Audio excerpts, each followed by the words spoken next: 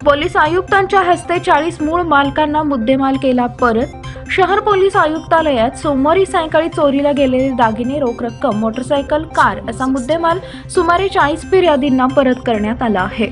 या 10 दिवसांपासून ते गत वर्षभरातील विविध चोरींचा छडा लागलेल्यांचा मुद्देमालांचा समावेश आहे।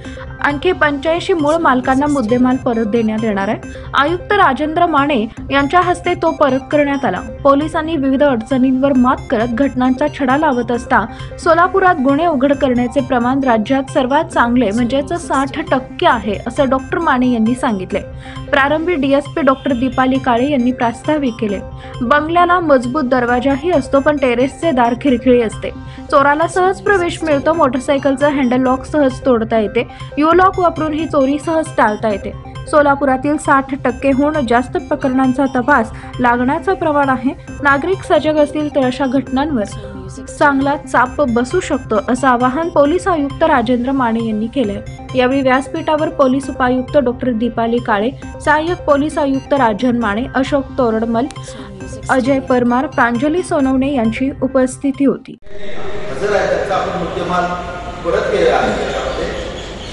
मुद्देमाल परत करायला जी गोष्ट झाली आहे, पण आपल्याकडं खूपदा आपण घर म्हणा ते ऊन वारा पाऊस याच्यापासून संरक्षण म्हणून वापरतो,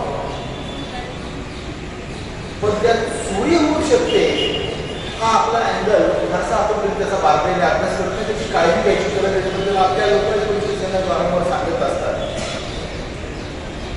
म्हणजे अतिशय मोठा बंगला बांधलेला आहे, मी अनेक अशा घरफोड्या पाहिल्या।